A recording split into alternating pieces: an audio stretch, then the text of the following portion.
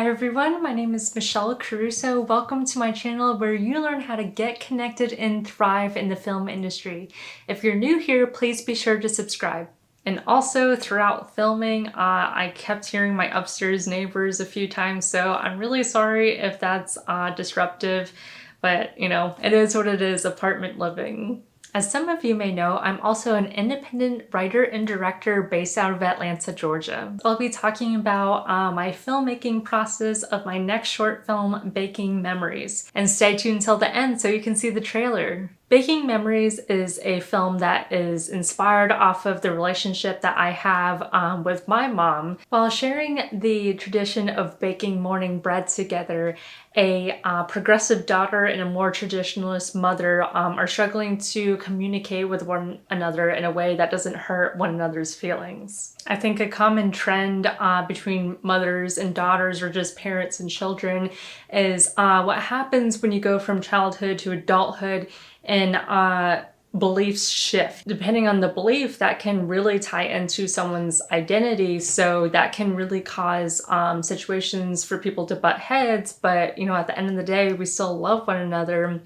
So I really wanted to explore that. So I was on a bit of a deadline for this film. I was submitting it to include in an application for an emerging directors program that I was applying to. So the turnaround was very quick. Fortunately, I already had the script written this past summer for actually a different screenwriting competition.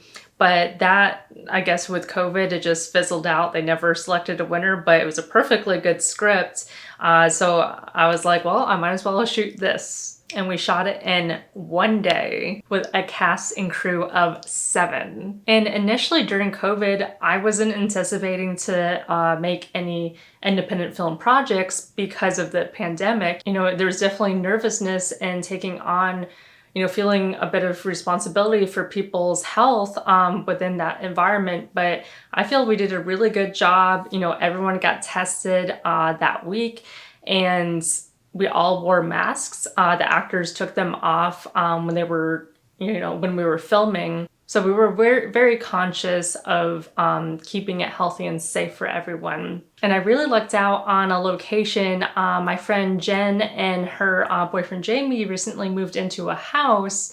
Most of the people that I know are in an apartment, or if they do have a house, they have a family.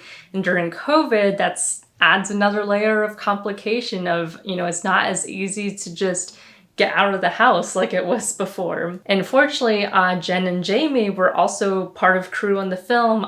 Jen was our on-set photographer and also helped out in our department. And Jen also heavily helped out in art, prop, set deck, wardrobe on my last short film, Behind the Screen, which is also coming out this year. And her boyfriend Jamie did our sound. So with this being such a quick turnaround and knowing I had to get everyone COVID tested, and getting those results ahead of time, I didn't have much time to cast. But let me go ahead and share about my casting process. So I look in one of the places where actors are, which is backstage. So what I like about backstage is you can really narrow your search based on gender, age, location, ethnicity. And you know, I had a really specific look in mind. I really wanted, I knew I was going to have some Catholic themes in there, so I wanted the actresses to look either Spanish or Italian because that religion is really common in those nationalities. So within my search on backstage, you know, I put in my criteria for what I was looking for the mother and daughter. And then from there, I looked at profiles. And as a director, what I'm looking for in an actor's profile is at minimum a professional headshot.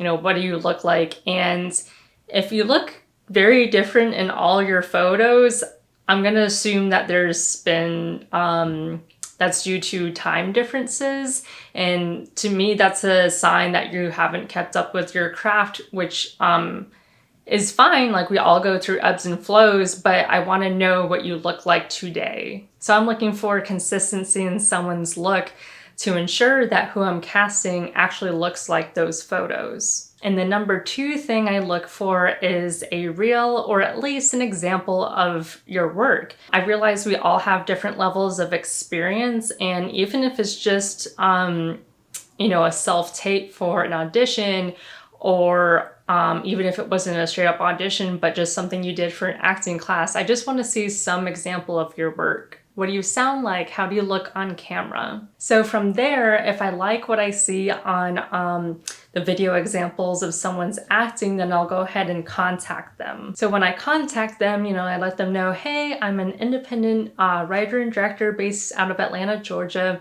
Came across your profile on Backstage, and I'm interested in discussing a role with you.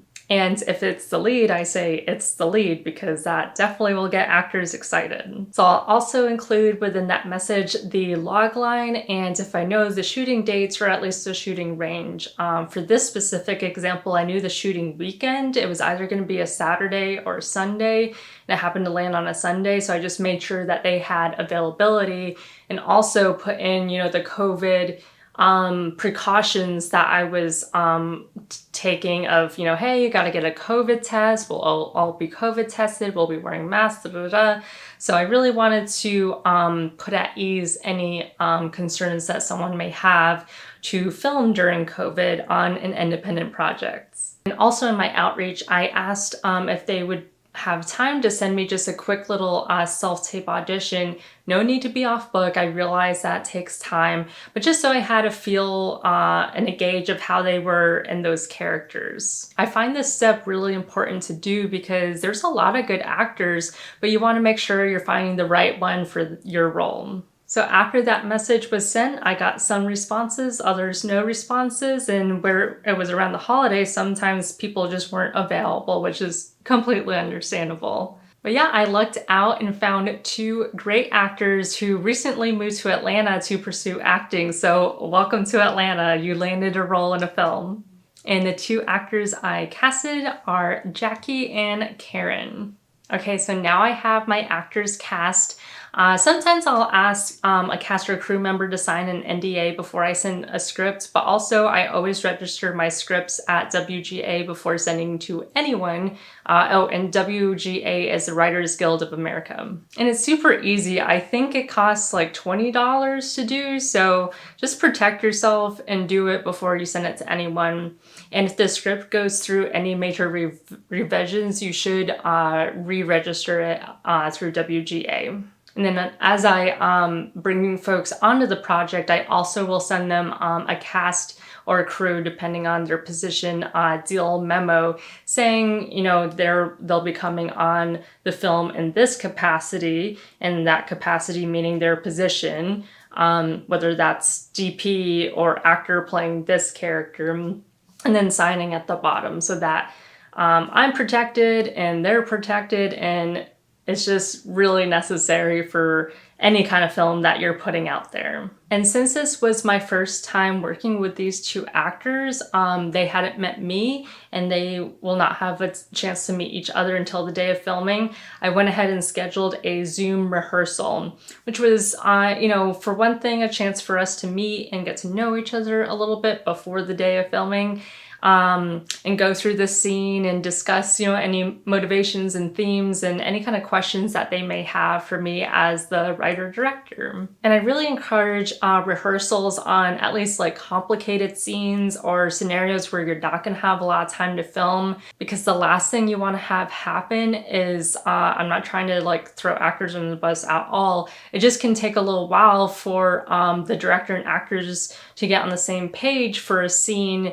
And, every now and then disagreements may arise. So you want to go ahead and smooth all that out as much as you can before filming. Because as we know with filming, anything that can go wrong usually does go wrong. So the least amount of speed bumps that you can anticipate and take care of beforehand, the better. I wanted to keep the filmmaking elements as simple as possible, so I asked the actors to send me what wardrobe options they had. I gave them some guidelines of what I was looking for, had them snap me a few photos, and then made selections and asked them to bring that with them on the day of filming. And also make sure they bring a spare outfit for when there's a meal break, especially if you don't have multiples of clothing. You'll be kind of screwed if, you know, there's a stain or something that happens from like coffee drip or food drip, what have you, and you're not done filming your day. So make sure that they bring a backup change of clothing for eating and drinking. And not that we were filming outside, but if you know that there's going to be outdoor scenes and say you're trying to make it look like summer and they have to wear not winter clothing, make sure they bring or, you know, provide a warming jacket for them to throw on in between takes. You know, ensuring actors are comfortable, I really try to be conscious of, because they're delivering so much of themselves that the least amount that can potentially distract them or make them feel not comfortable is just going to create a barrier to their best performance. Since we were trying to cut down on how many people we had, I also didn't have a hair and makeup person. So that's another thing that I asked the actors if they were comfortable with. And we discussed, you know, the looks that they could achieve on their own. And I went ahead and had them do that at home and then just bring whatever they needed for touch-ups to set. So I was prepping this short film around Thanksgiving, and I was going home to see my family for Thanksgiving, and where this is inspired off of the relationship between my mom and me, and I wanted to borrow some items for set dressing from my mom's place. So I just got back from visiting my family over Christmas and also returning all the stuff I borrowed. And I asked my mom if she would come on and talk about, you know, what she thought of the film a little bit. And she said yes, so here she is. Hello everyone, I'm here with my mom. Mom, say hi to YouTube. Hello everybody.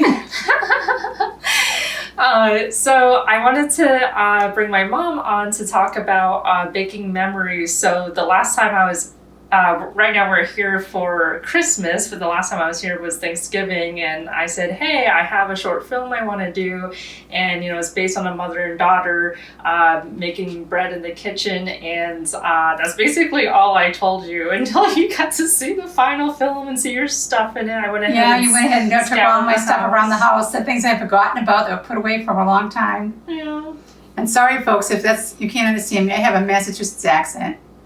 Which the actress Karen, she knew it was like inspired off of my life, and she asked where you were from, and then she's like, well, I can do a northern accent. She just came out with it, and she did great. She did a good job. Yeah. What were your just impressions on the film overall? As I was watching it, I thought, oh my God, that was our conversation. She's got this nailed right on the head. Yeah, I tried to, you know, both emulate, you know, you and me, and you know, a fair and authentic way as well of, you know, we have a lot of those conversations of, you know, how do we bridge what can feel like a generational gap at times, but at the end of the day, like, we both love and care about one another, and that's something I really wanted to emulate. I really think you caught my traditionalism very well in the short film, and I think to your response that why do you want me to get married or whatever, it was very appropriate, because your day and age is a whole lot different than mine. Some things stay the same. The one part that makes me sad, being a mother, is growing apart. And it's a natural thing, but it's very difficult. So I have to let you walk in your own pathway. Yeah. Well, that's it. Thanks for coming on. Thank you, Mom. Speaking of thank yous, I also want to take a moment to thank Grubhub and Dunkin' and Fresh to Order. It was so easy to just have everything delivered to our one set location. You know, they just dropped it on the porch, no contact, and it saved me time and basically a PA, because we didn't have one to even go out and pick up any food. So that actually really worked out, and I feel like I may do that in the future. Of it just saves, you know, it's on time. You don't have to worry about losing manpower and sending someone out to get food if you just have it delivered. So yeah, it was really easy, so I recommend that. Also, with it being the COVID effect, I got individual meals for everyone. So if you want to learn how to get multiple orders from multiple people, watch my video on Google Forms. And with the Dunkin' delivery, I made sure, you know, there was fresh coffee right away, first up, even though we were all just busy, you know, unloading our cars and getting set up. And this was something that I was talking about with my DP of, like, at the end of the day, I just was super crashing because I realized I hadn't had enough water, didn't have enough to eat. So it's something that I want to be more conscious of, and just reminding all filmmakers out there, like, we can be grinding, but also like take a minute to drink and have some food. Like, you really need that energy to replenish you. So something else I do in prep is write up my shot list and send it to my DP. And with my DP Johnny, I was asking him what equipment does he have, especially for camera movements or not camera movements, just so I could know what my options were. And also on the day, I go ahead and write up my shot list on the back of my sides, and then just go ahead and check them all off. Another thing I like to do with my sides is, as there's little dramatic beats that I know I want to hit, I go ahead and write notes in the margins. So as you'll see in the film, there's a moment where the mom stands up because it's like a power shift, it's a challenge. So I wanted to make sure that I captured that moment of dramatic elevation. And another great tip that I got from a DP I worked with previously is to think about what comes before a scene that you're filming, because it's got to make sense in the editing room. And is there a creative way that you can transition between shots or scenes? So with this specific scene in short film, it's just one scene, we definitely started with the wide angle, and that I mainly wanted for blocking, just to make sure I captured all the movements the actors were doing amongst this space. And so with that, part of my directing is I let actors know what the shot is, because I don't want them to give me their all in a setup like that, because we're just not going to see it. I'm mainly making sure that I capture the blocking of the scene. So that's something I make sure to communicate to actors. And actors, if the camera's not on you, definitely, feed that energy to your co-star, but also know, like, that's not your moment to shine of, like, there's only going to be so many takes of that genuine good energy, so make sure you save that up for your hero coverage where it's closer up on you. And also be sure to communicate with your director about any questions you have. The shooting day is super strapped and they're only going to do one setup of a scene, which is super risky, but it happens. So be sure that you and your director are on the same page of when it's your time to shine and really bring it.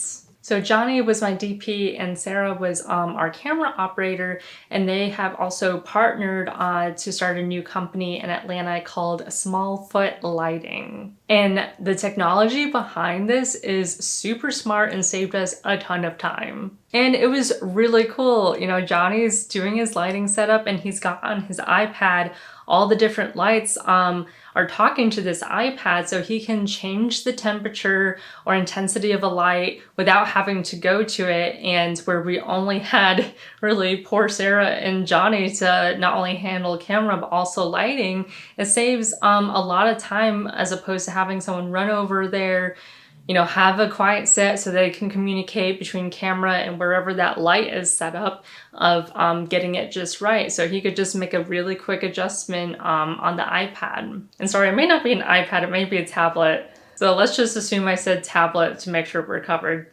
So this is a popular question I get is, what camera did you shoot on? We shot on the Blackmagic Pocket 4K with those types of lenses. Sorry, I'm not an expert camera person. And these are the lights we use. And with the tablet, we use this app. So to sum up filming, make sure you take the time to really vet your actors. Ensure they're right for the role. And then with filming, I had my shot list. I was ready to go. I knew what order of shots I wanted to go in. And then I saved any MOS, which is without sound, shots for the very end. And towards the end of the day, with it being winter at 5:30, it is dark. So if there was any insert shots, we did those last, because you can always, pop in lights versus seeing the whole room that's supposed to be daylight and then it's dark outside the window. And we did have windows we were seeing out of. So with post-production, thanks to doing all these YouTube vlogs, I've gotten pretty quick at editing now. Now, editing a short film, I will say, is very different from doing something like this because I have one camera, one setup, one microphone. Versus with a short film, we did actually only have one camera still, but we had multiple setups and we had a boom mic and 2 lavs. So it took me a minute on, and I edit on Premiere, so it took me a minute on Premiere to figure out, what each track was, and it wasn't too bad. What I did was I went ahead and muted one at each time so I could also see what was the best take of that line, and then you gotta mix it because there's 2 actors talking back and forth, so maybe it's a lav one time and then the other time it may be the boom, but you have to keep all those tracks live and then splice them out as necessary because maybe as one actor is delivering her line, the other actor is moving and you hear their clothing making sounds on their lav and you gotta cut that out. So editing a more complicated sound setup was something new for me to learn. And also Sarah, our camera operator, offered to do color correction and she did a great job. Also, as you're planning out your shots, don't forget a fun little opening title card sequence. And also what's going to be a killer ending shot. And with this being a dialogue scene between 2 actors, you definitely want the coverage that you're cutting between the 2 actors to be similar. So is it a medium close-up or is it close-up? Otherwise, if you try to go from a wide shot coverage on one actor to a close over the shoulder coverage, it's gonna look weird. So make sure you're cutting between similar types of shots. And also don't have the frames be too similar. So if you have a 2 shot and then you just change the angle a little bit, that's gonna feel like a jump cut. So make sure it's the same type of shot, like a medium close-up, and make sure the angle is different as well. And in post-production, your creative decision-making keeps going. So, think about everything, including what is the font and font color of your opening and ending credits. Make sure it fits in the style and vibe of the film that you're making. And of course, music and sound effects make a big difference too. Do you need any added Foley, or what music are you gonna have scored, or can you find affordable license footage online? And I'll leave a link below to where I got the music for Baking Memories. Comment below if something I shared is a process that you want to try on your next film. Thank you guys for watching, and without further ado, here is the trailer for Baking Memories. I had you when I was your age. I know you're gonna find somebody. I've been praying about it. Why do you want me to meet someone so bad? You went from living at home to living with Dad and popping out kids. I don't regret having you kids. But we're adults now, and we can make our own decisions without you. I get it. You don't need me anymore.